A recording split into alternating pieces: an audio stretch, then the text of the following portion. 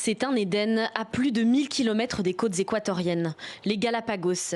Cet archipel est connu pour son écosystème unique, un paradis abritant des animaux n'existant nulle part ailleurs, qui aurait même inspiré Charles Darwin pour sa théorie de l'espèce. Mais depuis quelques années, un fléau s'est abattu sur l'île et sa faune endémique, le plastique. Nous avons jeté tellement de déchets dans la mer que cela atteint des côtes qui ne sont même pas habitées. Mais où il y a déjà des déchets. Il est très triste de voir des animaux morts, des nids d'oiseaux mélangés avec des ordures. Les cormorans de l'île sont directement touchés. Ils édifient leur nid avec des détritus.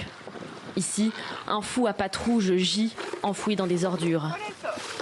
L'otarie des Galapagos, autre espèce endémique de l'archipel, souffre des déchets plastiques et hydrocarbures déversés par les pétroliers qui l'empêchent de trouver de la nourriture et affectent gravement son développement.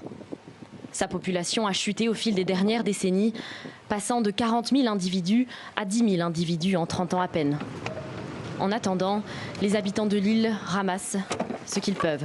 Un combat inégal qui a peu de chances d'aboutir sans une prise de conscience à l'échelle mondiale.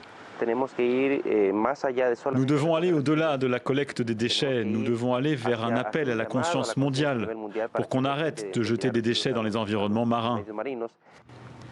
Comme aux Galapagos, les îles sont particulièrement touchées par l'extinction des espèces. Ces confettis de territoire représentent à peine plus de 5% des terres sur la planète et enregistrent 61% des extinctions connues.